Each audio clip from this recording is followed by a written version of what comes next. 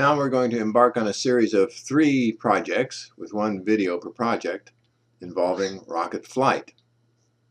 This video is for the first project, which is to model a rocket launched from the Earth that hits the Moon. The graph shows the results of our efforts. The second project is to create a simple model of the Apollo project trajectory. So, starting from our moonshot program, we modify one parameter, the launch velocity, slightly so that the rocket just misses the Moon, and then we give the rocket a little nudge to put it into orbit around the Moon. The graph shows the results.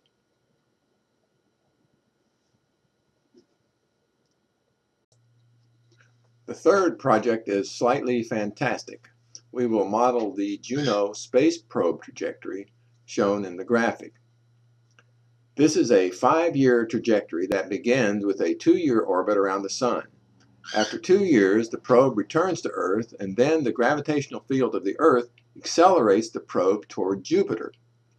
This is known as a slingshot or gravity assist trajectory. There is only one brief guidance boost in the entire flight, and that occurs about 1 year in. Each of the 3 projects represents a 3-body problem. In the first 2 projects, the 3 bodies are the Earth, Moon, and Rocket, and in the Juno project, they are the Sun, Earth, and Rocket. While Newton was able to analyze the equations of motion for the 2-body problem and to fully characterize the solutions to it analytically, the 3-body problem is completely intractable analytically. So computational methods are all we've got.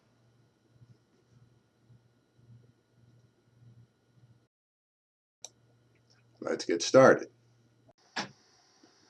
Our goal is to model the trajectory of a rocket launched from the Earth that hits the Moon. We already have the Moon orbit simulation, and we can start with that. The Earth is stationary. The Moon is affected only by Earth's gravity, so we don't need to change the model for the Moon. We will not model a boost phase for the rocket. Instead, we'll shoot it with a high initial velocity straight up from the Earth's surface, and it will be in free fall for the entire flight.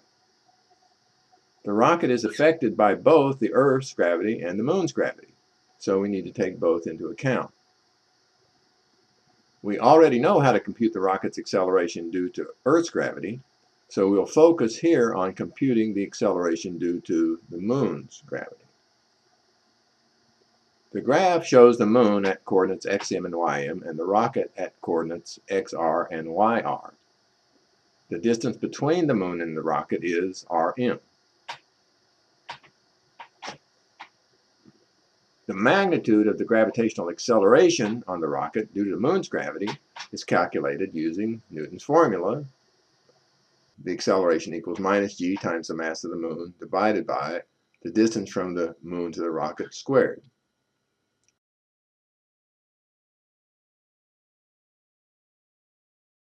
Looking at the graph, the line from the Moon to the rocket makes the angle theta with the horizontal axis, and the x component of the acceleration is given by cosine theta times the total acceleration, and the y component of the acceleration is given by sine theta times the total acceleration.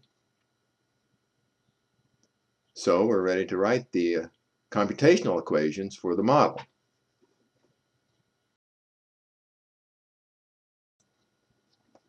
The computational equations for the rocket are shown. The x component of the rocket's position at time ti plus 1 equals the x component of the rocket's position at time ti plus the x component of the rocket's velocity at time ti times dt. The x component of the rocket's velocity at time ti plus 1 equals the x component of the rocket's velocity at time ti plus the x component of the acceleration due to Earth's gravity times dt plus the x component of the rocket's acceleration due to the Moon's gravity times dt. And similar equations hold for the y components. We want as simple a rocket model as possible, so we will just shoot the rocket from the surface of the Earth. That is, give it a high initial velocity, and let it coast from that point on. We want to use as little fuel as possible, so we don't want the rocket to zip past the moon. We want it to just reach the moon's altitude and go no higher. So our first goal is to determine the rocket's initial velocity that will take it just to the moon's altitude. How do we do it? Trial and error. This graph shows a trajectory that didn't make it to the moon's orbit, which is at a distance of 385,000 kilometers from the center of the Earth. We graphed a horizontal line at the top of the graph at the moon's altitude, and the MATLAB statement that does that is shown at the bottom of this slide.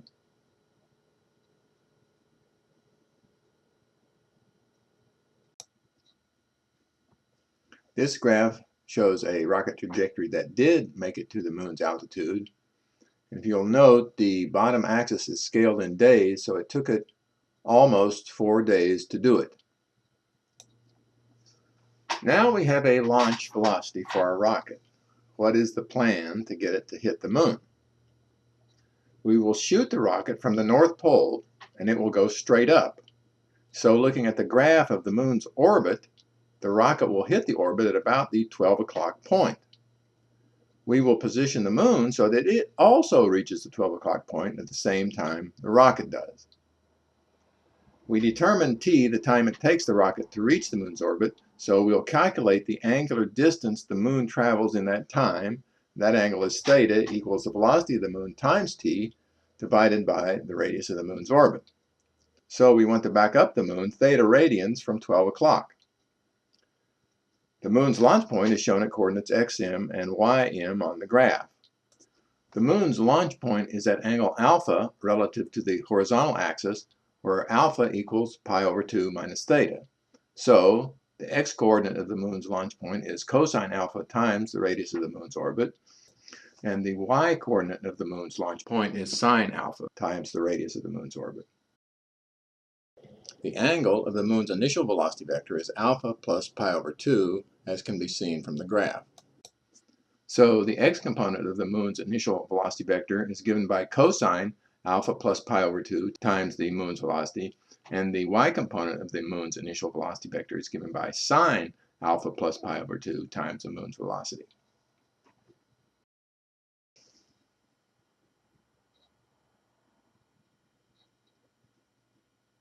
So we've determined our initial parameters. Let's give it a shot and see what happens.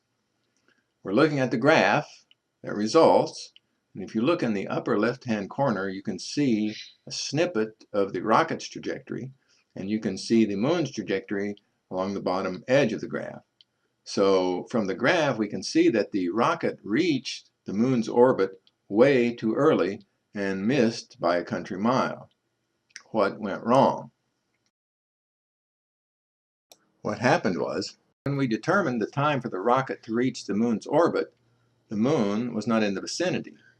And now that the moon is approximately above the rocket, it is accelerating the rocket upward, and the rocket is getting there too soon. This is no problem. We can just reduce the rocket's initial launch velocity.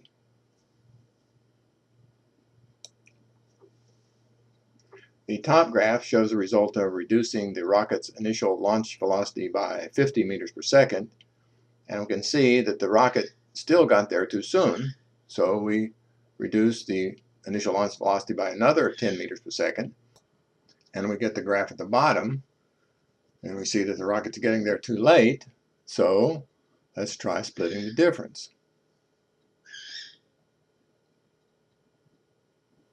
We reduce the original launch velocity by 55 meters per second, and it results in a hit.